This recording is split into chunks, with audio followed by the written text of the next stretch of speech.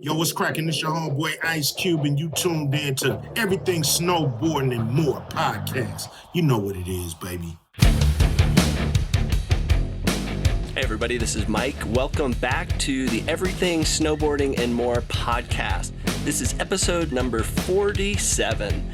This week's special guest is Bob Carlson. Bob Carlson is one of the co-founders of Arbor Snowboards. Arbor has been making these incredibly sustainable wooden snowboards for the last 25 years based in Venice Beach, California. This week's podcast is being sponsored by Snow King Mountain Resort. Snow King Mountain Resort is an often overlooked, really fun ski hill right in downtown Jackson, Wyoming. They opened a new gondola this year. They've got a new lift on the backside. Very steep mountain. If you really enjoy going fall line, I highly recommend checking out Snow King Mountain. And not just for steep skiing, they've got some beginner terrain up top, some new magic carpet, and all sorts of fun stuff. So the next time you find yourself in Jackson, maybe take a day away from Jackson Hole Mountain Resort or Grand Targhee or the backcountry and head over to Snow King Mountain Resort. Bob, why don't you give us kind of the backstory on Arbor Snowboards? And first of all, welcome to the show. Thanks for having me. I appreciate it, Mike. Yeah, we just finished up our 25th year in business, founded in late 1995, November 1995. I think to lay out what Arbor's all about, you got to kind of look at how Chris, the co-founder, and I grew up. We grew up at a time when the conversation about the environment was coming off the protest field and into the school system and into the world of media, Jacques Cousteau, Wild Kingdom, and just it was a conversation that the planet was in trouble and we needed to do something about it in school. Chris and I grew up surfing and skating together, and I had started snowboarding in the late 80s. And I was living in Colorado. I had spent a year traveling, backpacking, budget traveling around Asia and the South Pacific. And I came home on my way back to Colorado, and I ran into Chris, and he hit me up about an idea, something he was starting to build, and it was about this business that was about selling sustainable wood from Hawaii into the world of forest products. So the world of lumber and wood products and construction materials and all the things you need, the world around all the wood materials that go into building things. I had these plans to get into real estate and just snowboard as much as I could. And I had no interest in staying in California, but the idea of doing something around sustainability, getting over to Hawaii to get the material that we were going to sell and surf and travel and build something that mattered was too interesting. And I basically dropped all my plans and we started our first company, which was called Coalition. And Coalition was a total failure. We got out there into this old school, old boy network world and started talking about sustainability. And people were like, sustain a what? And you want me to pay what for what? And what do you mean we should be thinking about the environment? And we faced a ton of rejection. And we learned a lot of really important lessons in that failure. We really learned that if you're going to offer something that's better for the environment, especially back then, and get people to embrace it, it better be priced competitively with the non-sustainable materials, because you really only could get people to give it a shot, if they weren't being asked to sacrifice and pay more for it. It better be as well designed. It better be as well made. The quality better be as good as what exists out there, because only then could you stand toe to toe with the big boys and talk about a sustainability story and you use it as a tiebreaker. You could, but everything else had to be on par. And I always talk about quality, performance. There's a lot of environmental solutions out there, hemp being one of them. None of us are wearing a lot of hemp today. It's uncomfortable. It's traditional linen-based hemp. It doesn't feel good next to the skin. We're not, because nobody's really willing to sacrifice comfort to make that switch. And that's what we learned when we were out there trying to sell this koa wood into the wood products world, and focusing on sustainability. And We worked on it for a few years, and we learned those lessons. We ended up selling less raw material and more finished products. And we were going snowboarding every chance we could. And in that process, we started talking about making sustainable snowboards. On those trips from Venice, where we lived, to Mammoth, we were talking about how, the surf skate snow world was not talking about sustainability. And it was kind of mystifying to us. The industry was so focused on that 14, 15, 16-year-old male with, sort of a presentation that was very urban, not about urban art or, urban culture. It was, things that were very popular at the time, things that had a place in snowboarding. But there was, for us, going snowboarding, getting to the mountains was about getting away from the urban environment and, escaping to the mountains. And we didn't think anything reflect a love of the mountains and a respect that comes along with loving the mountains for the environment. And we talked about it for about a year, and finally, through a pretty funny process, we launched Arbor. And, in our first year, came out and talked about sustainability and the need to protect the planet and using alternative materials that are better, reduce our footprint, reduce the footprint of producing snowboards on the planet. A few years later, we added skateboards and apparel, and we were off and running. So that's the beginning in a nutshell. Well, it's obviously, if you named the company Arbor from day one, you've had that environmental ethos. And, the first time I remember seeing Arbor boards, the top sheets just stood out. And it was, like you said, it was so different than, especially in the early 90s, everything we were seeing. And that market was really being geared toward the 14 to 16-year-olds. And all of a sudden you had this other company kind of coming out of left field. And then being from Southern California, it was, that's where I'm from, but it was like, oh, a snowboard company in Cali. But the boards were so different. And it seems like now everybody, likes to talk about all the different woods, and sustainability is this new, big, kind of oxymoron in the ski and snowboard industry. But a lot of brands love to try and say they're doing it.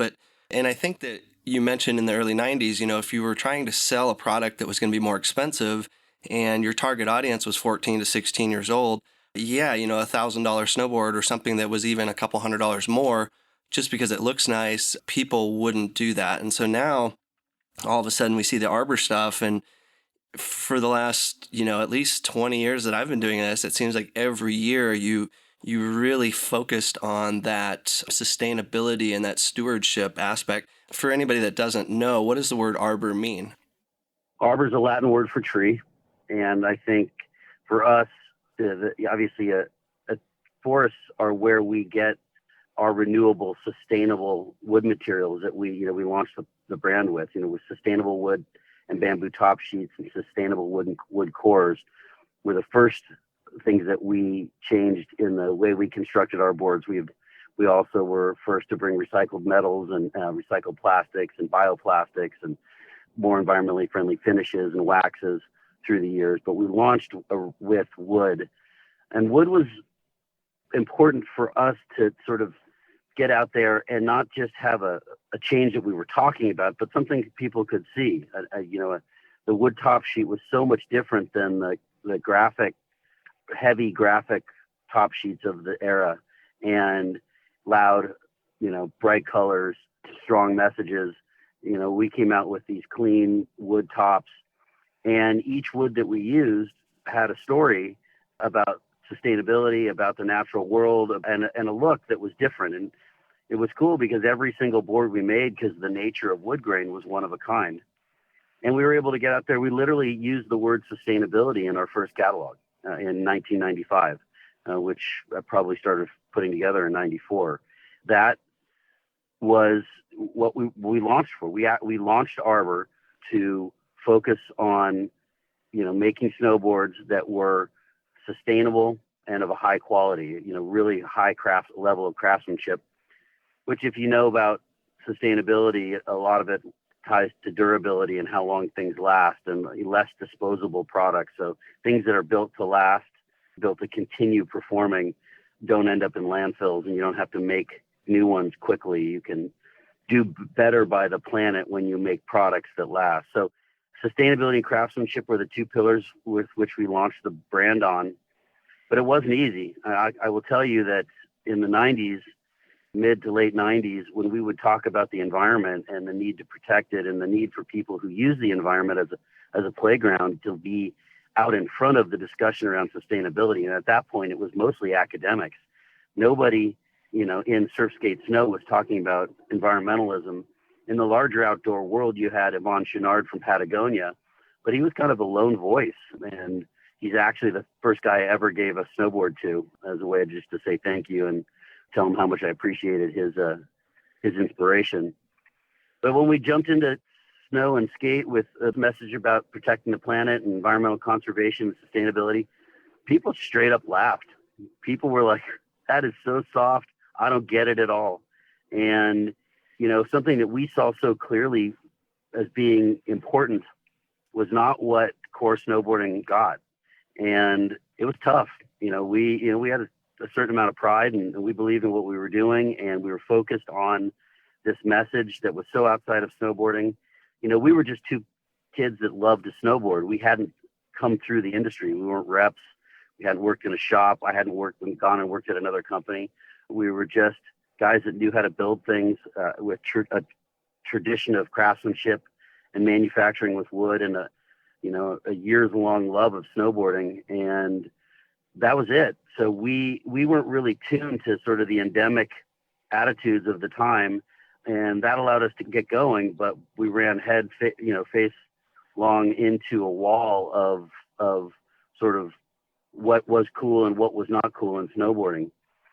I think, there's still about 5 stores out there that really bought in and believed in what we were doing, or at least saw that it was different enough to give us a chance. And behind all of that there was a customer that wanted it. And thankfully, that was just enough for us to get through a time where people did not get it.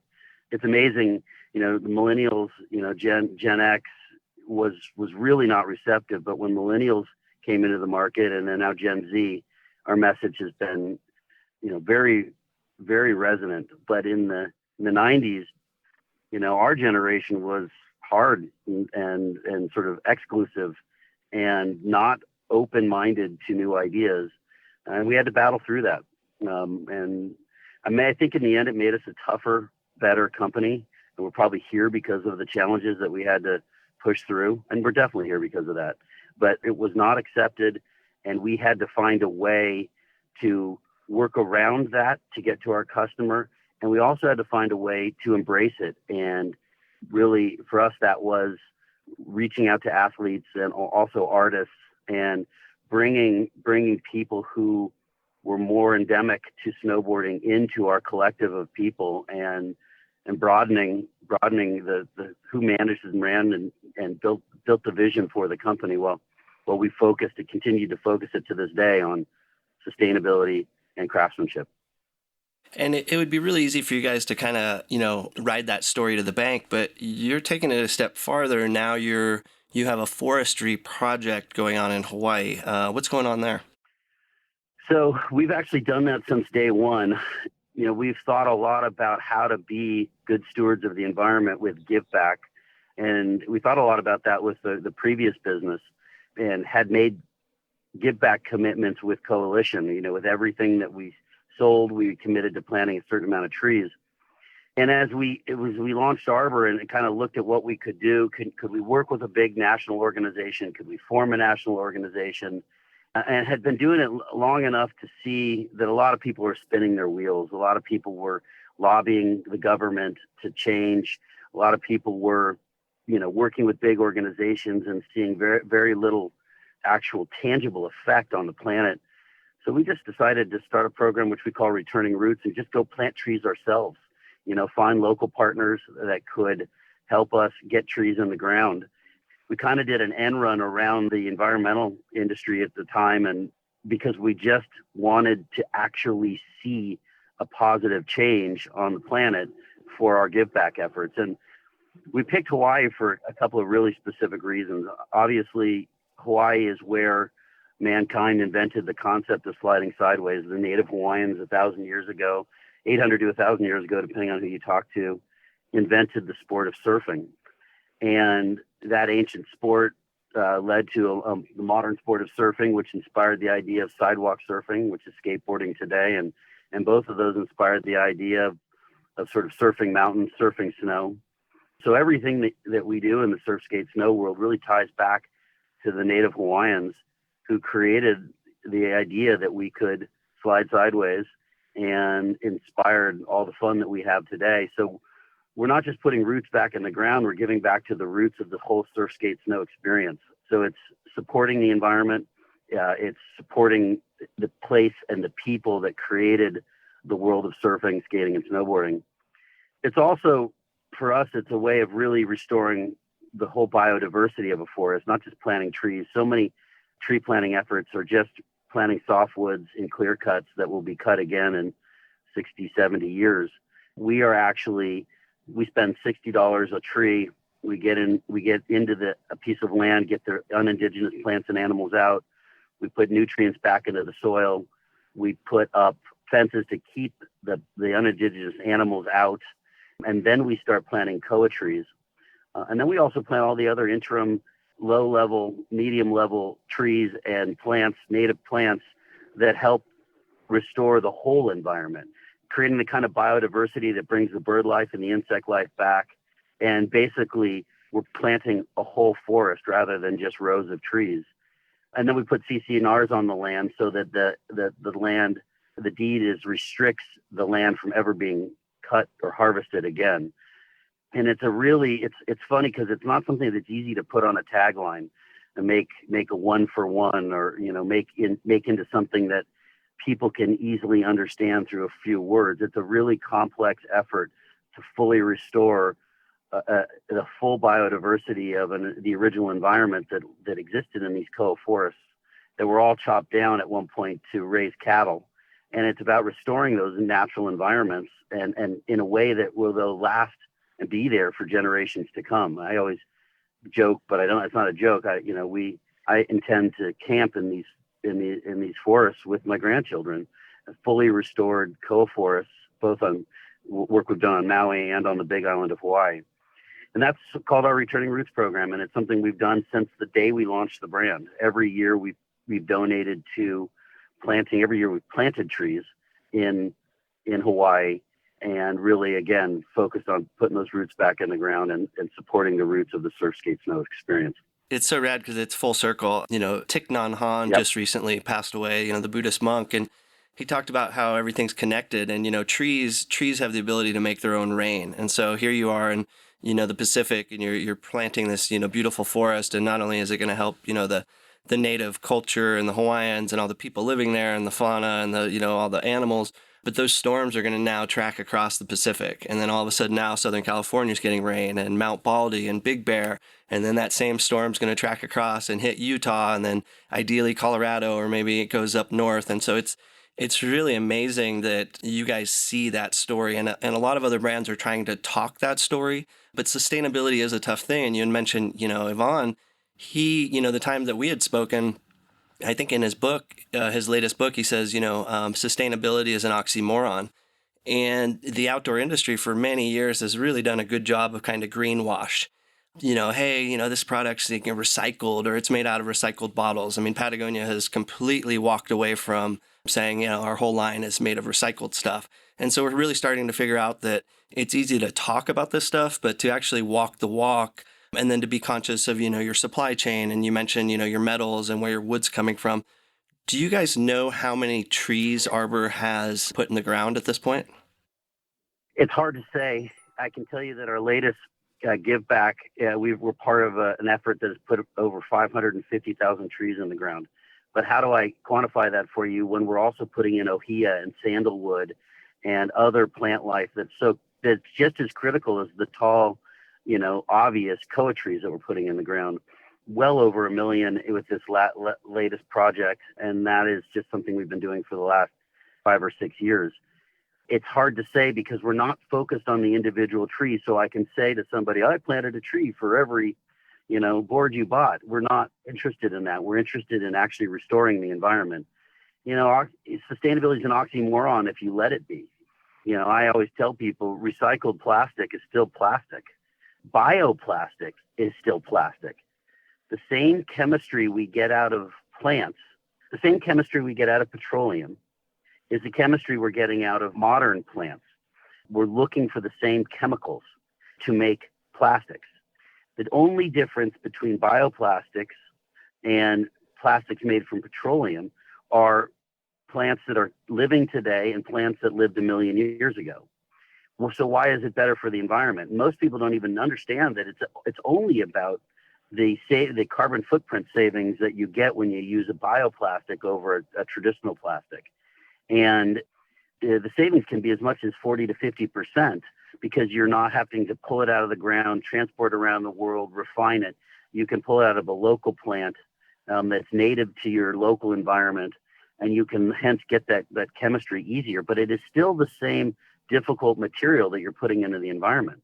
And recycled plastic is great, but the human factor, there are plastics that you can recycle over and over and over again. It could be the perfect material if it wasn't for the fact that humans are screwing up that process. And, I'm not a big anti-humanist. I think we are part of the environment. We need to be seen as part of the environment, and look at ourselves as part of the environment. We don't need to be removed from the environment.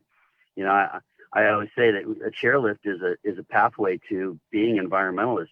You get somebody inspired to go snowboarding, they're ultimately going to walk away with a passion for protecting the environment. But it's just true that we are not managing the plastics in our life, and we're not recycling them. So it's become a very difficult problem to solve because of that, the way that we deal with our waste. I don't necessarily have an answer.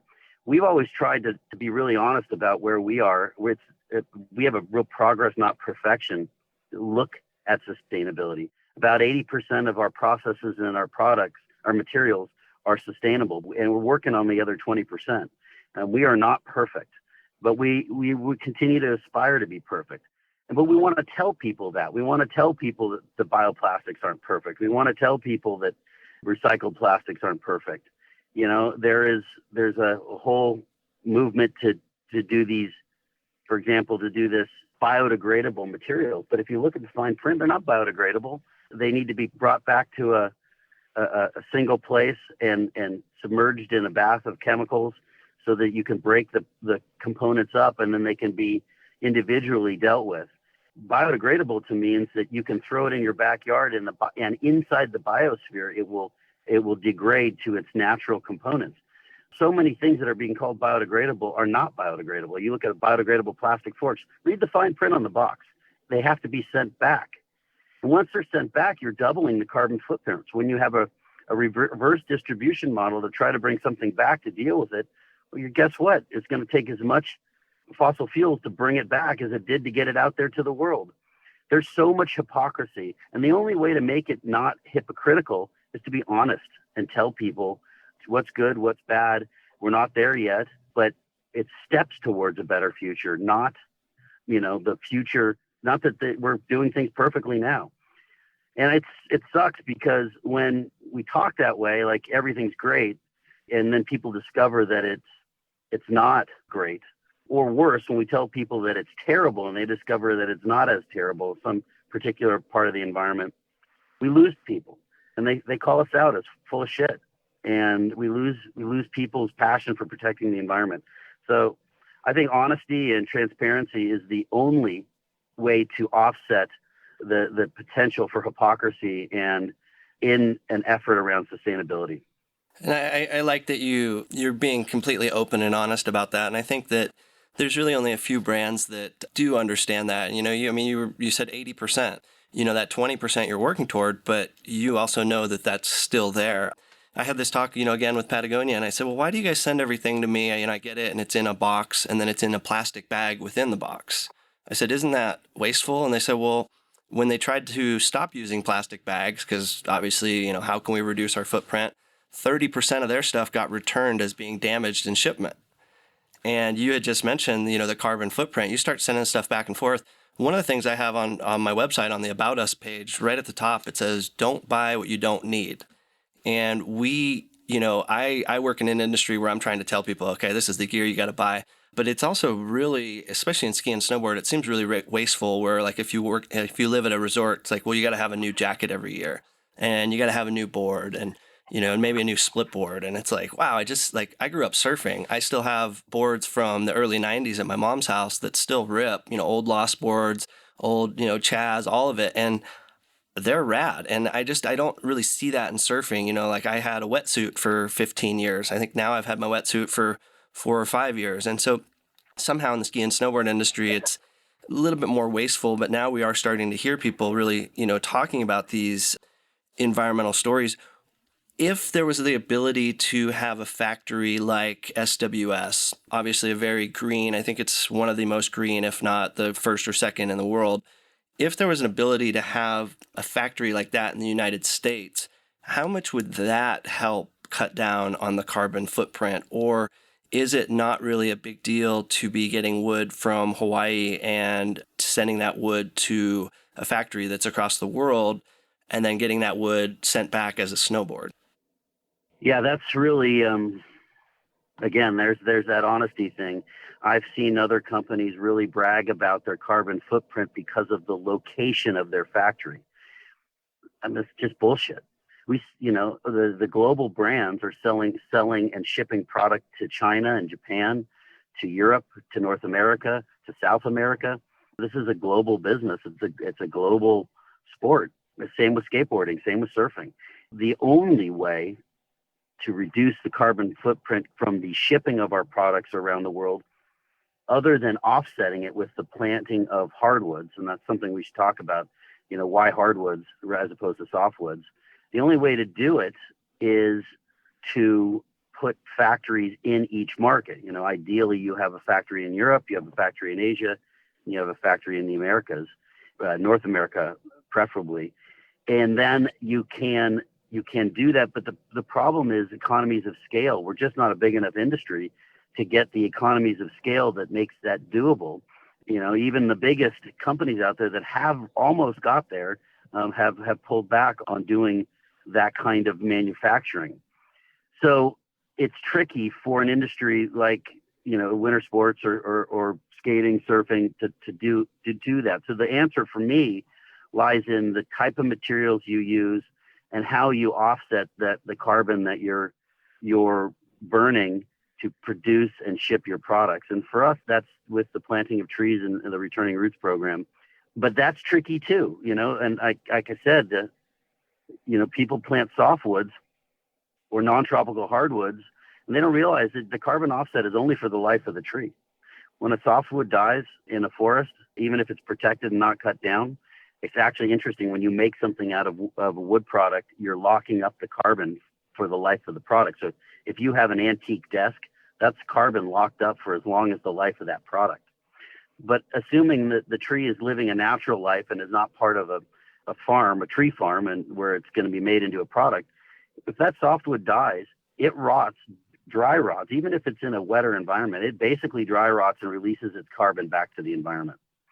And a few years ago, it's probably been 10 plus, the NRDC really identified this, that non-tropical hardwoods and softwoods release their carbon when the tree dies, back in the form of gas. Only in tropical environments are the conditions so wet that a tree wet rots and basically mulches, and other plant life quickly grows over that mulching tree, sinks their roots into that tree that's turning into dirt, and pulls the carbon out, resequestering it with each successive generation of plant life. So in a tropical hardwood environment, you can sequester carbon for the life of the forest. If assuming the forest is healthy, that is the kind of carbon sequestration that we really need to focus on. And that's one of the other reasons why we picked Hawaii. It's the only place in the United States. Arbor is a company based in the U.S., so it's our local effort. And so the only tropical hardwoods we have are the coforests of Hawaii. So it's really about knowing what you're doing before you open your mouth and you spout off about how sustainable your efforts are, because you're just putting yourself out there and your brand out there for being called out eventually for not understanding how things actually work. And when I see people really being truthful about it and really going for it, which requires that transparency, which I'm seeing a lot these days, frankly, to be honest with you. I think we're going in a good direction. Yeah, I agree, and it's got to be hard for brands that have talked that sustainability story to kind of walk backwards, or heaven forbid somebody calls them out, like you mentioned. What about Koa surfboards? Has that been something that Arbor has considered doing, or have you guys made boards for yourselves? The old Alihi Hawaiian style boards. Is that something that is there a market for that? Especially with you guys being based in Southern California. We don't enter a market until we feel like we can provide change either in performance or sustainability. We have done collabs. We did for a couple of years a collab with Firewire that was a lot of fun. They launched with bamboo top sheets, and we brought Koa wood and inlaid tops to what they were doing, and it was a hell of a lot of fun. Mark, the founder, is a guy who I personally think has a vision and wants to do things right. Surf's tough, though. Mickey Munoz once told me that, and he was right, that every single surfboard that's been shaped since the introduction of the foam core still exists because it's not biodegradable. And there's not been a good solution yet. I really do like what they're doing with the agave cores, but the source of supply is really tricky. And I think there's something there, but it has yet to be able to get up to the kind of scale that will actually limit the impact of producing surfboards on the market. Somebody's really got to solve that core issue. Agave is a good opportunity, and it's a way of working with the tequila industry, which uses a different part of the plant, but there's not enough, from what I gather, or there's not the pipeline to really make it work. That's what I know superficially. There could be more there than I know, but that's where Arbor would, everybody in the company surfs, so it's something we'd love to get into, but it would require us finding an honest technology that we can be transparent about and, getting into it in a way that's true to the brand. It'll happen one day, I think. In the meantime, we've got plenty to do in the world of skateboarding and snowboarding, and I can tell you that a lot of good thinking's happening in the lineup. All right, let's talk a little bit more about gear. How long have you guys, or what was the reason to have a line of, for the most part, boards that I think most of the boards in your line have a rocker and a cambered version? Is that something that you guys have been doing? It seems like at least for the last 5 years or so, but what was the decision to do that and not just say, okay, the Arbor Coda is just a rockered board? We don't believe in hybridization, straight up. We feel a great metaphor for me is the enduro motorcycle. It's not perfect, but if you ride street, you don't want to be on an enduro. You want to be on a street bike. It corners better. It's faster. The kind of handling that you need for serious street riding is what you'll end up on. If you ride dirt, you ultimately want to be on a dedicated dirt bike that's lighter, that has stripped down. It doesn't have all the things you need to be street legal. It's going to have the right kind of pop and ability to land, jumps. And it's just a better product for somebody who's pursuing riding in the dirt. And when you squish street features with dirt features, you're going to get this hybrid, this enduro motorcycle that doesn't do either great.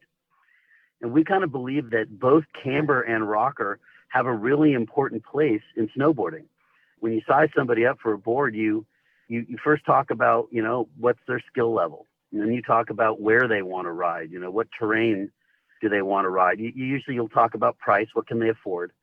But ultimately, when you identify, the price, their skill level, and their target terrain, it's how do you want to ride? Are you kind of looking to surf the mountain in a really organic line where you're slashing banks and you're really kind of in a more soulful way surfing the mountain? Or are you up on your edge and it's about speed and the performance provided by a really dedicated edge where you can build and maintain speed?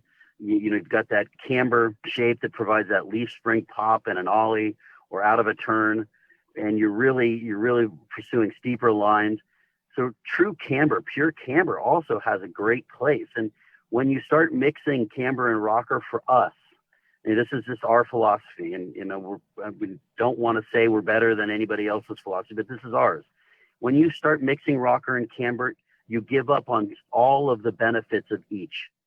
And it's also very confusing to the market where rocker and camber is, where flat spots are. It starts this bucket called hybrid snowboards is very difficult to explain to a customer when it can be, 13, 14 different designs. I think at last count, I counted 15 basic hybrid designs, whether it be camber, rocker, camber, rocker, or any other variation in between. And it's very hard to help people understand why a hybrid works and why it would work for them. So we really talk about that fourth dimension of how are you going to attack that terrain, that target terrain, and are you more of a camber person or a rocker person? And today we kind of feel like it's just another dimension of a board, your length, your width, your flex, and your riding profile. So we will offer the Coda, for example, in different lengths, different widths, and both rocker and camber, so that our customers, when the end user comes in, can really get them on the right board for all of the things that come together in their snowboarding. And the thing that makes that possible for us is the system. We have a two-part simple technology that we call the system, where we bring together, to explain it quickly, an unblended side cut, where we, instead of blending where the multiple radiuses come together in a progressive or a parabolic side cut, we unblend it and we create two new contact points, heel and toe, that change how you communicate with the snow. And having those grip tech contact points in front of your toes or behind your heels, it speeds up and directly connects you in a very ergonomic way with the snow right under your feet. Instead of having to engage and disengage contact points that are out at the end of your snowboard, they're right underneath you, and you can put all your muscle and your mass into that. And it allows us to do a couple of very cool things. It really improves the contact and communication with the snow. So it allows us to make a pure rocker board that holds an amazing edge.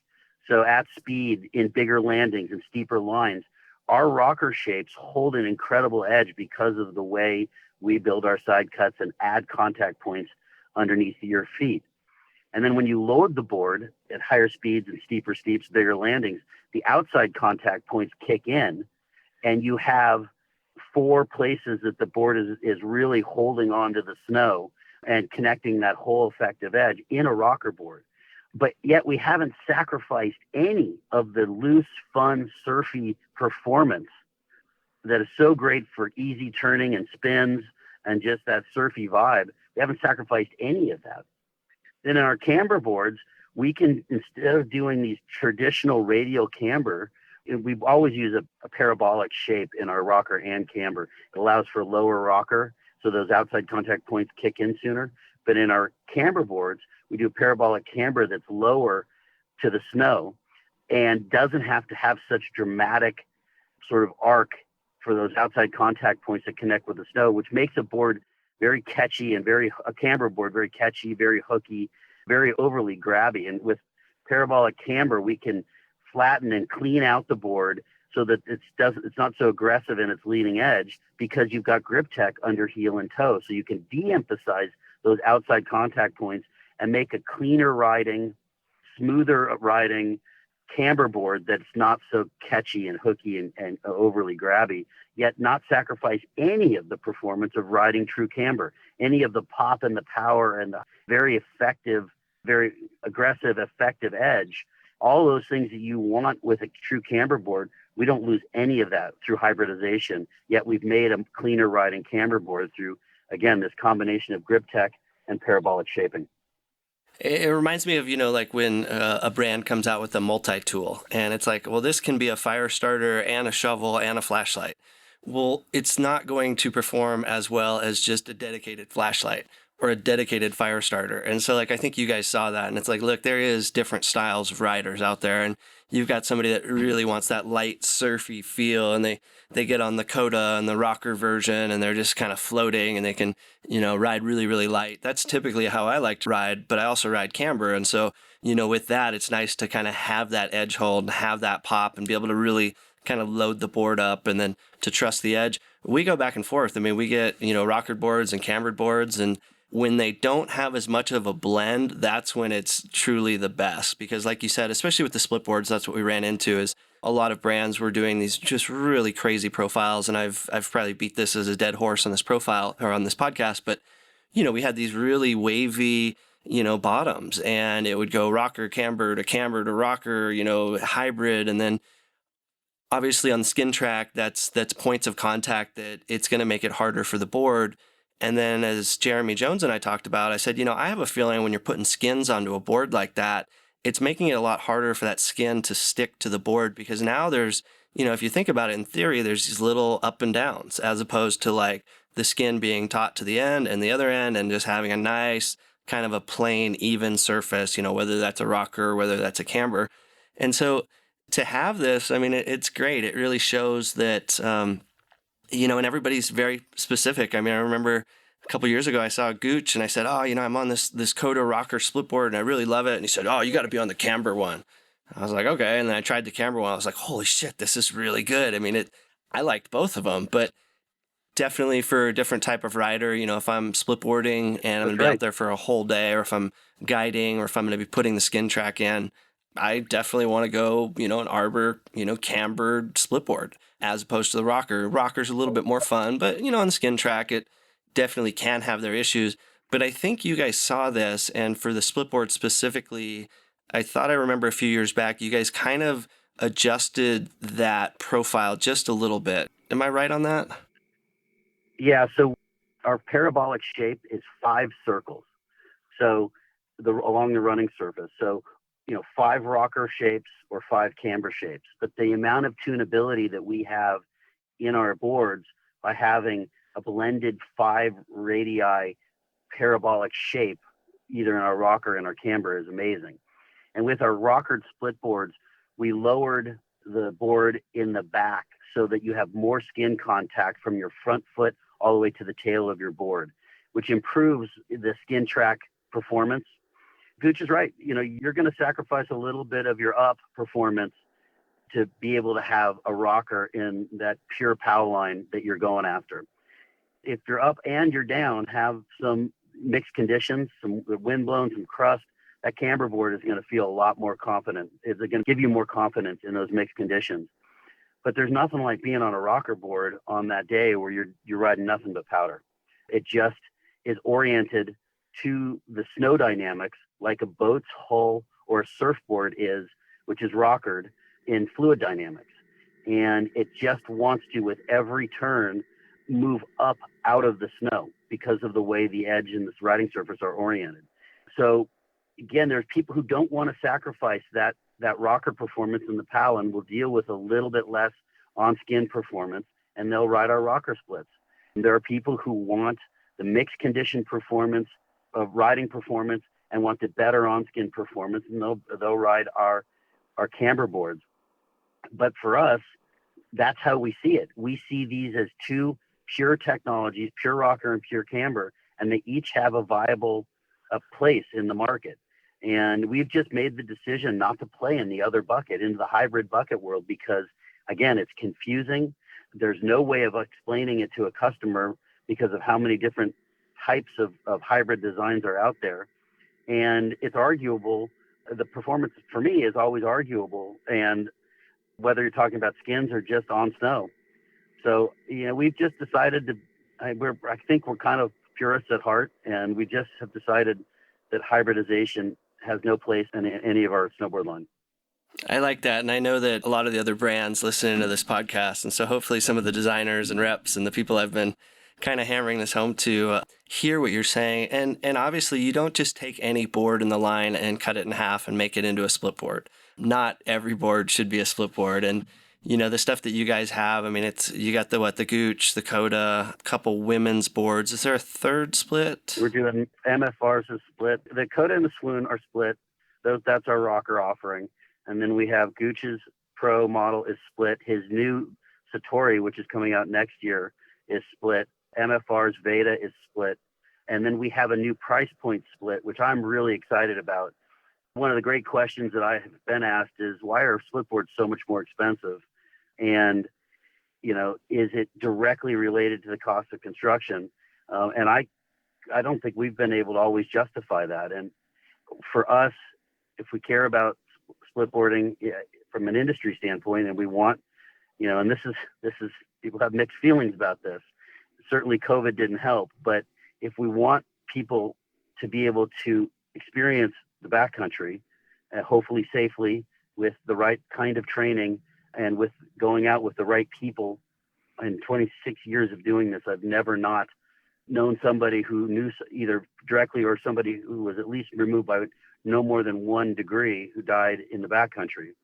So I can't say enough about backcountry safety and the need to get your training, but we still want people to be able to access it. We can't be a sport for the elites, for the 1%ers, the 2%ers. And splitboarding is so hard, it's so unapproachable to gear up because of the cost. We should probably also talk about the value of used gear to the world and to our sport and to our culture. But we've come out with a board that's probably, we believe, is the most affordable split board on the market, because we believe that we have a responsibility to the larger community to make snowboarding less expensive. And, we could get into diversity. We could get into what is it going to take to make these winter sports more accessible to different socioeconomic classes. But certainly on our part, we want to be part of the effort to make at least the gear affordable when we can. And so we have a new price point split that we're very proud of. I like that. And I like that you talked used gear. We'll kind of get into that. As far as, most of the stuff right now in the outdoor industry that I'm seeing, the prices continue to go up. We're testing e-bikes and some other stuff, and that stuff, the price is continuing to come down, the foil surfboard. So it's really interesting. I mean, we have solid boards that we test that cost more than some of the split boards that we test. And then when we do our roundup of the best... How is that possible? How is that possible? Exactly. And then how do I justify that to the consumer? Or how does the person in the shop, well, this is this, but, or here's this split board, it's $1,200. And by the way, it doesn't even come with skins. That, it's not going to last forever. It's not going to last forever. It's not going to last forever because of just the natural evolution of competition. And I hate to say it's, let's hope it's not a race to the bottom, because we got to preserve quality and performance. And when it comes to anything in the backcountry, with a real part of the sales pitch has to be around training and backcountry safety, but it can't last. It can't last at the price points that it is without people coming in and trying to right size the pricing. And frankly, if that bothers anybody, I can't say enough about participation. We need to bring people to snowboarding. We need to make snowboarding affordable and accessible and welcoming. And right now, some of the prices make people feel like it's not the sport for them. And if we're talking about diversity in our companies, we better start thinking about the prices that we're offering things to the community for. And so I feel good about it. And I'm proud that Arbor, not just in split boards, but for years, for me, I rant about sustainability. You cannot pursue the whole foods, the whole paycheck model. You cannot save this planet with rich people alone. You can't save it with college graduates alone. You can't save it with urban dwellers alone. You have to make your products available to all socioeconomic classes. Only together, every price point, can we lessen the impact that producing snowboards has on the planet. So price, for years we made a board for $299. That board's now up a bit because of all the inflation that we're all seeing at all levels. But we still make an incredibly affordable snowboard. Are you talking about the foundation? 3-year. Yeah, that board rips. The board rips, and it's so cheap. It's low in price.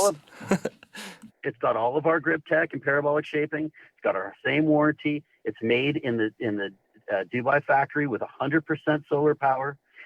But by stripping it down, we've been able to bring that price point to a different customer and allow that person to participate in an effort around sustainability. Every single customer that we have at every socioeconomic level, whether they know it or not, is participating in our efforts to reduce the impact that producing Arbor Snowboards has on the planet. And any other effort, if just your expensive boards are your green boards, then you're faking it. I'm sorry. You're 100%. faking it, because we cannot save this planet with rich people alone. And I get on my high horse about that one, and maybe I shouldn't, but it's something I believe in. And that's something we're taking to splitboarding. No, I like it. And it shows that you guys are actual participants as well. And you've got a good pulse of the culture. I mean, last night I was just having a talk with Mike Rankwit, and, it seems like the snowboard industry is completely out of touch with who they're even marketing to. You've got Pat Bridges. He's been the editor of Snowboard Magazine for 20 plus years. And it's like, well, that was a time when we were marketing to 14 to 16-year-olds, like you said, in the early 90s. Like, who's the consumer right now? Most of the people on my website, they're in their 40s or 50s, and they're working a desk job, and it's how do we get this next group of snowboarders? I mean, all my friends that have kids, they're starting them on skis, and I don't know that kid's going to make skiing's kind of cool now, and so I don't know that those kids make that transition back to snowboarding. And if we're just saying, I mean, God, there's a guy here in town that's making, wooden boards or custom boards, and they're $1,500, and I'm just like, whoa, dude, like, that's a piece of art. Like, I don't think somebody should buy that and snowboard. And then if people think that that's what you need, I'm kind of sensitive even on the whole quiver thing, like, give me one board that I can ride top to bottom. I think the Coda is one of those boards. I mean, even the Coda split board, you could ride that inbounds and still have fun. But to think that you need 10 boards, surfing, I had a couple boards. I had a short board and I had like a gun, but it wasn't like I was going to buy every, all these different things. And I think the surf industry knew that, and they weren't trying to sell me a new snowboard or a new surfboard every year. I mean, it'd be kind of comical. We live in the bubble just like everybody else, and the whole quiver concept does not take into consideration that your average snowboarder gets 5 or 6 days a year. Right. So that's the huge majority of the customer base. They're not going to quiver up. And then you've got a barrier to entry that is with price to have an effective modern quiver. People can't afford to have 3 setups, and it's just not reality. So we work very hard to make boards that have a range of function across a wide range of target terrain. And the Coda is a great example. That's an intermediate to advanced inbound side country and backcountry board. I mean, the board can attack powder. It's a mountain twin. You can ride it switch if you want in the park. It is such an all around great tool, high performance tool for snowboarding. Is it your best board in the park? No, but it is a great board for resort, side country, and some basic backcountry. And that just is an acknowledgement of the economic times we live in, and the bandwidth times that we live in, and frankly, the reality of today's snowboarder. We talk to ourselves though, and sure, our friends in the industry like to have lots of boards and try lots of boards. So why wouldn't everybody? It's just not a reality. But that's part of the insulated nature of our industry. And it is what it is. I mean, I'll be honest with you. Arbor focuses on 19 to, we used to say 19 to 49. We wanted to be a brand that when you kind of stop, when that young male kid stopped following the pack and buying what his friends thought were cool and started deciding what he or she really thinks of, as a reflection of their values. We wanted to have them from that point for the rest of their life. And that sort of lifer snowboarder, you can say adult snowboarder or that lifer, is our customer. And it was the only company that really came out and said, there's a huge market here. Snowboarding is now, effectively going on 50 years old as an industry. They're third generation. There's families of 3 generations of snowboarders. And there's this massive market out there of people who are doing it. They're going to do it till the day they die, and they need good quality gear that's built right, that's designed right, that's gives them the performance they need at the price they can afford. And I think the only company that's come out that's really acknowledged that is Jones. And I told Jeremy a couple of years back that he's made us a better company. Competition is so good, and he did. He came out. He recognized that there was a huge silent majority of customers out there that are core snowboarders.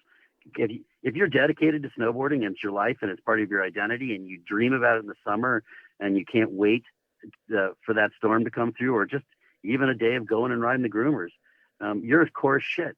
And you don't have to be 15 to be that. I'm 53 years old now. I think more about snowboarding today than I did when I was, when I was in my early 20s. It just has gotten so much deeper into my DNA and into my soul. I can't ever imagine not riding. And there's a lot of people out there that are in, their 20s, 30s, 40s, 50s, 60s, and even 70s that are incredibly dedicated to snowboarding. And I don't want to give away our market, but I think we got to be thinking about the broader and wider customer base and their needs. We certainly try to do that at Arbor, and it's sort of one of the things we were founded to do. Well, Bob, I really appreciate the chat. You guys, as you mentioned, you're making tools and you're making these fun boards. It's funny we talked about the price point board because I remember getting it a few years ago, and I think Sean and even Dave were like, "Oh, we don't know if we want to send you this. It's not," and it ripped, and it was so good. And then Rosignol did the same thing with one of their boards, and so there's a snowboard out there for everybody. It might not be that you need a quiver, but last but not least, how has having a brand being based in Southern California, Venice per se, at what point did the industry kind of embrace that? Because I remember for a while when I was in Colorado, you heard of Arbor, maybe you saw the top sheets, but outside of like Wave Rave or going to Mammoth, like I wasn't hearing the buzz. I don't think I was really seeing them up at Snow Summit. When I started Arbor, Southern California was the largest regional market for snowboarding in the U.S. And it has something to do with just the people here are raised around surfing and skateboarding, and snowboarding is a natural. There were more shops here at one time than there are now, but Snowboarder and Transworld were based here in Southern California. And even in Venice alone, when I started, there was Family Snowboards and there was Hazmat. So Southern California has a really deep and rich tradition around board sports and snowboarding. It's changed a lot. The mags have gone away. A lot of the shops have gone away. Bridges just moved his new magazine up to Tahoe. But I can tell you that snowboarding in Southern California is deeply valued and pursued at a very high level. For us, the opportunity to snowboard early and late is important. Mammoth is usually one of the first mountains open, and it usually on any given year doesn't close till the 4th of July. So the amount of time to ride here in Southern California is serious, and it's been important for our brand. I also think that if we were in a mountain town, and obviously half my team is in Jackson Hole right now, but we spend a lot of time in mountain towns, in mountain environments. It's our home away from home, a number of places. But the customer lives in cities away from the mountains. They have to. They're in Denver. They're in Portland. They're in Seattle, and they're in LA. They're in San Diego. They're in the places where they can work and live, and not everybody gets to live in a mountain town. And so understanding what it takes to be a snowboarder and the journey that's involved to get to the mountains, and for a lot of people, the journey becomes part of the experience. Getting in your car, packing up your gear, making sure that drive is enjoyable as it can be. For us, the journey from Venice to Mammoth and back was where we first started talking about Arbor. The journey from today, for me with my kids, the journey to Mammoth and back is we stop at our favorite smokehouse. We stop and go to the hot springs. We stop and go on hikes. We stop, and there's roads up there that we love to skate. There's endless turns. It is part of a larger life pursuing snowboarding. Surfing has understood that forever. The surf trip is part of the culture, is part of the experience. And the snowboard trip, for those people who have to travel to snowboard, pushes it deeper into your life. And as you get better at it, you make the journey part of the whole experience. And it's helped us understand our customer better. It's helped us be a better brand. And the fact that we can skate year round and surf year round is also a big part of our wider culture and our wider sort of life in surf, skate, and snow. So I love being in Venice. Venice has been great for us. Venice is not a beach town. It's a place of sort of culture, diversity, and design. And this is where Carroll Shelby did all his work on his cars. This is where the Eames family invented plywood, which ultimately led to the first kicktail skateboards or bent modern skateboards. So much happens in Venice that's inspiring from an art level, from a design level, from an environmental level. Venice, California has been a great place for Arbor to kind of explore all the things that make us who we are. So, well, you we're definitely pretty dedicated to it. You guys have done a great job of kind of expanding out of the California market, especially right now in Jackson. Getting Gooch and the people that you have. I mean, mostly when I go out in the mountains now, I see people on Arbor split boards, and that. If I'm in Colorado, you see a lot more Never Summer. If I'm up in the Northwest, you see the Libtex, and so it's really cool. Do you think California, like if you go up to Mammoth or Snow Summit, do you see a good chunk of Arbor? I just haven't ridden out west in so long. Do you see a good chunk of Arbor boards at the local mountains as well? Yeah, we're where we want to be after 26 years. I'm proud to be there. We're very proud to be part of the wide world of snowboarding, wherever we are. But I think the saturation that we're seeing for Arbor reflects the work we've done over all the years, and I'm just happy to be at the table with brands like Lib and Never Summer, and even Burton and Jones, all good people, all working hard around something that they love and that we love, and we need each other.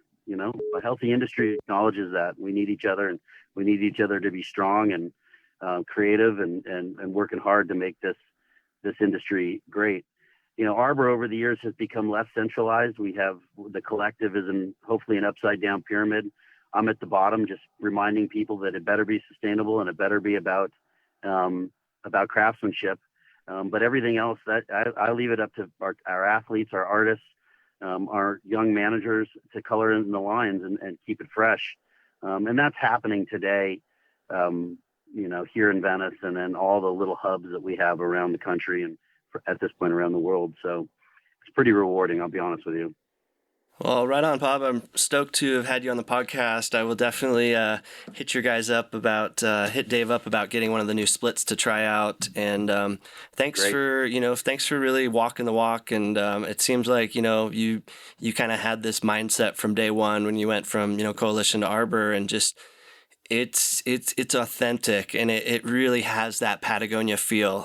It would be really hard for a brand to just come out today and say, oh, we want to do sustainability, or we're gonna make this product because we want to make a shit ton of money. And it's like the girl that the whole Terrier thing, the girl, she ended up quitting Burton because she wasn't making enough money working for Burton. And I'm like, I don't know if that's really the type of people you need in snowboarding, because it's we're doing it out of a passion, and obviously that really comes through with your board. So congratulations on 25 years. Stoked to see what you guys do for the next 25. And we'll have to have you on again sometime. Thanks, brother. Hey, I'll tell you, when you start a company, you better believe in something. You got to believe in something with everything you got, because for us, there was a point in snowboarding where we didn't fit. And if we didn't believe that we were doing something that mattered and needed to be part of snowboarding, there's no way we would have had the sort of fortitude, the grit to stick in there and hold it together and do it because we cared. And even if what was endemic in snowboarding at that time, thought it was soft and not right. We just decided we're going to keep doing it because we believe in it. And we were lucky enough that we kind of, I don't know if we want to say we were right, but we were lucky enough that we saw that sustainability would eventually matter deeply to snowboarding, and it did, and it does today. And we only could have stuck to our guns by actually really identifying them in the beginning and fighting for them. And it's not easy, but it's worth doing. If you're gonna start something, it's worth believing in something and sticking to that, because that's one of the only ways I think you can build a brand and get through the trying times, is stick to your beliefs, whether they're valued or not, when you launch. So I appreciate you seeing that, man. Yeah, thanks, Bob. I mean, again, thanks for keeping it real. And that's going to be a tough question for a lot of brands in the future when somebody emails them and just says, hey, like, where's this supply chain? Where's the wood come from? And I think you guys saw that. You're kind of out ahead of that. Obviously, you've got the messages on your website and you've got all these great videos. And for any of the consumers out there, if you have not ridden an Arbor board, we didn't talk about it, but I think there is something also to be said about riding wood. It's very lively. Not only are the boards, can they be surfy, but you just feel a little bit different connection there versus something that's maybe more synthetic. So keep it up, Bob. Stoked on everything you guys have been doing. Thanks, brother. Appreciate it. Right on. Have a great rest of your season. All right, you too. Bye. All right, well, that wraps up this episode of the Everything Snowboarding and More podcast. Thanks again to Bob Carlson for coming on. Make sure you check out his snowboards, his skateboards. We didn't even talk about it, but they're also making bindings. They've got some apparel. And their snowboard line is solid. It has been for quite some time. And truly, you can see that Bob and his team, they're surfers, they're skateboarders, and snowboarders, of course. So thanks again for tuning in to episode 47 of the Everything Snowboarding and More podcast. And this episode was being sponsored by Snow King Mountain Resort.